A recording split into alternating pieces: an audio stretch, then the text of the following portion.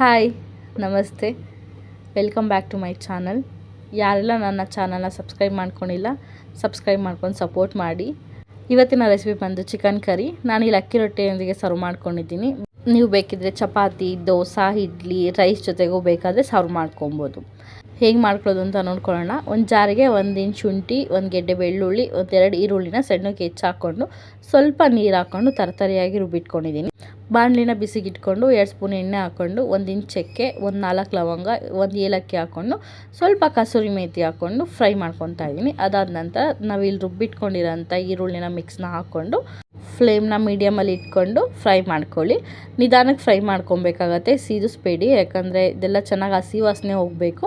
ಇಲ್ಲಿ ಈರುಳ್ಳಿ ಫ್ರೈ ಆಗಿದೆ. ಈಗ ಒಂದು ಅರ್ಧ ಕೆಜಿ ಚಿಕನ್ನ ಚೆನ್ನಾಗಿ ತೊಳೆದಿಟ್ಕೊಂಡಿದ್ದೀನಿ.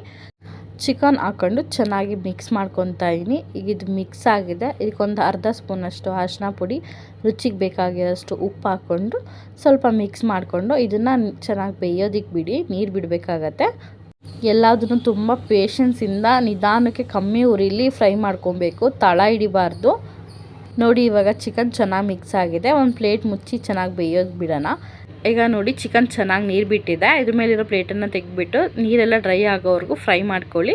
ಇದ್ರ ಜೊತೆಗೆ 2 ಸ್ಪೂನ್ ಧನಿಯಾ ಪುಡಿ, 2 ಸ್ಪೂನು ಖಾರದ ಪುಡಿ, 1.5 ಸ್ಪೂನು ಚಿಕನ್ ಮಸಾಲ, ನಾನು ಇಲ್ಲಿ ಹಾಚಿ ಚಿಕನ್ ಮಸಾಲ ತೊಗೊಂಡಿದ್ದೀನಿ, ಹಾಕ್ಕೊಂಡು ಚೆನ್ನಾಗಿ ಮಿಕ್ಸ್ ಮಾಡ್ಕೊಳ್ಳಿ.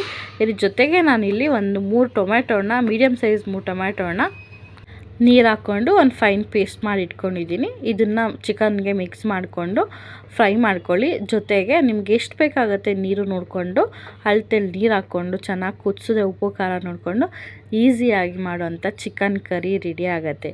ಈ ರೆಸಿಪಿ ನಿಮ್ಗೆ ಇಷ್ಟ ಆಗಿದ್ರೆ ನನ್ನ ಚಾನಲ್ನ ಸಬ್ಸ್ಕ್ರೈಬ್ ಮಾಡ್ಕೊಳ್ಳಿ. ಪ್ಲೀಸ್ ಸಪೋರ್ಟ್ ಮಾಡಿ, ಲೈಕ್ ಮಾಡಿ, ಕಮೆಂಟ್ ಮಾಡಿ. ಥ್ಯಾಂಕ್ಸ್.